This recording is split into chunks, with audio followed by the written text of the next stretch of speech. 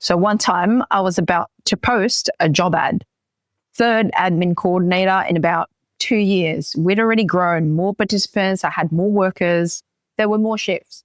And every single time I grew, I needed more admin to just help me hold it together.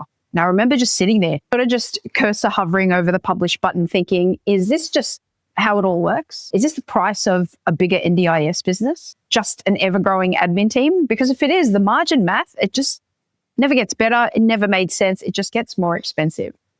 Hey guys, it's Camille DG over here, a veteran nurse with over 20,000 hours of clinical experience, a former NDIS provider owner, and the COO of Spacia Shift.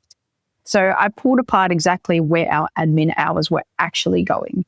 Every category, every task, every freaking week. And what I found genuinely surprised me. It wasn't a people problem. I figured it was a systems problem, and that is a completely different fix. So by the end of this video, you're going to know the exact categories that are eating your admin hours, the order to tackle them in, and what the growth math actually looks like on the other side. So let's get into it.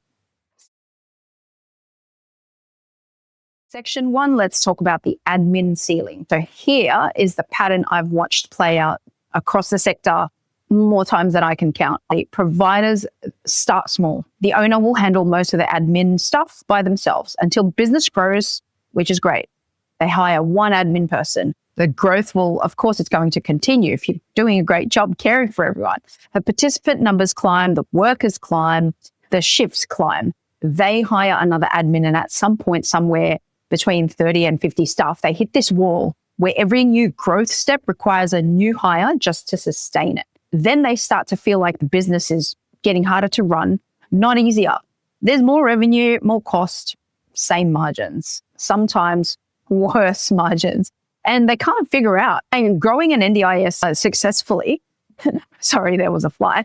The business feels like it's just pushing a boulder uphill. Now, here's what actually happens. The admin workload in most NDIS businesses scales linearly for each participant and staff count. So every new person in the system adds complexity. I'm talking rostering variables, more compliance touch points, more billing lines. If you're managing that complexity manually, of course you need more humans to manage it. And the math is brutal and it's fixed. Except it isn't fixed. That's the thing. Most operators treat the admin to participant ratio like it's a law of nature. It isn't. It's a systems output, and you can change it. So section 2, let's talk about where the hours actually go. When I sat down and mapped the admin hours, our admin hours, I found 5 categories that were eating the week. The rostering changes and conflicts. At 30 plus staff, this was running 8 to 12 hours a week. Not because my admin staff coordinator was slow, because the complexity is genuinely that high anyway. I'm talking about the sick calls, replacements, compliance checks, participant preferences, the location logistics, every change matters. Worker onboarding and credential chasing, that took at least 3 to 5 hours a week, hunting people down for police checks, NDIS worker screening cards, first aid certificates, that sort of thing. Most of it was follow-up on things that, should or could have been done weeks earlier. Just chasing the billing and claiming prep. 4 to 5 hours a week reconciling, just the timesheets alone and checking against the service agreements, preparing NDIS claims. And this one matters because it's not just a time cost. Mistakes here are a revenue leakage problem. Now, incident documentation and follow-up, 2 to 4 hours long at least. Logging, reviewing, chasing workers for their written shift notes, making sure everything was captured correctly before anything escalated. And the compliance monitoring, I'm talking cert expiry dates, the NDIS rule changes, policy updates that affect how you roster or bill. So another 2 to 3 hours just to stay current. And that adds up. You're looking at 19 to 30 hours a week of admin work that is largely the same freaking task repeated week after week with just slight variations. And that is almost a full-time role. If not, it is a full-time role. And the critical thing to understand here is almost all of it is automatable. It's not a staffing gap. It's a design gap. So let's talk about this in section 3, the ratio that changes everything. The industry assumption, the number most NDIS operators are running their business against is roughly 1 admin full-time per 30 to 40 active participants. And if you're sitting at about 35 participants per admin person right now, you're probably thinking, nah, that's fine, we'll keep going. That's normal even. Now, here's what I want you to sit with.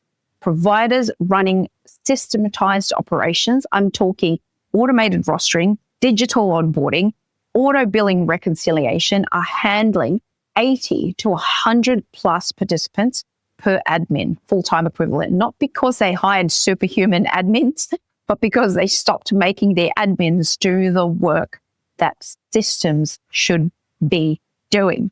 So that ratio gap this is your growth potential right now inside your business. And here's the growth maps that really makes it concrete.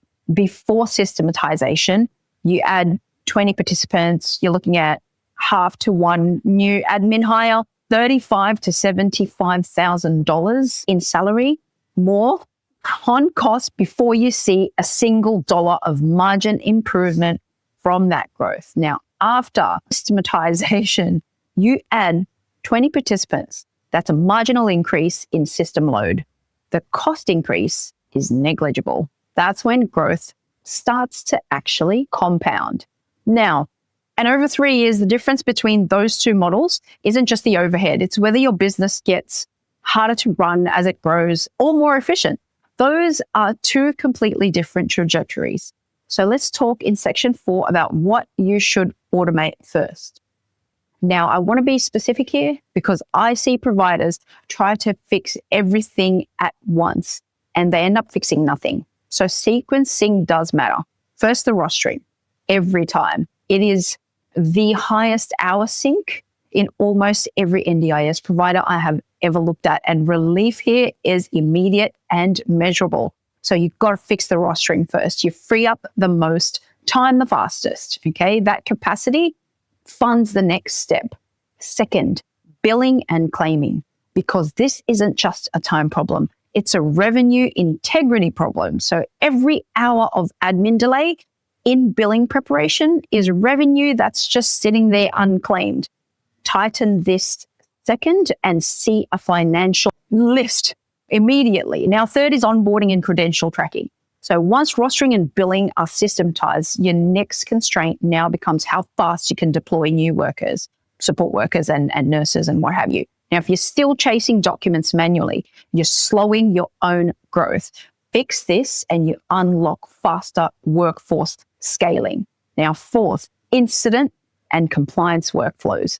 These protect everything else that you've managed to build. So as you scale, your audit exposure, it grows. Of course, having compliance woven into your daily operations, though, rather than scrambling before an audit, is what keeps the whole structure sound. So one at a time, in that order, don't try to eat it all at once, like eating a big fat cow, right? The mindset shift underneath all of it. Let's talk about that in section 5 now. Here's the thing I genuinely wish someone had told me earlier. Now, most NDIS operators are clinicians first. I'm a nurse. I'm trained to solve problems with people. If something isn't working, you add a person, you change the person, you support the person better. That is the right instinct in care delivery, right? It is a limiting instinct when it comes to operation. So when I was nearly hiring that third admin staff, I wasn't thinking like a business operator. I was thinking like a clinician. I have a problem. I need a new person to fix it.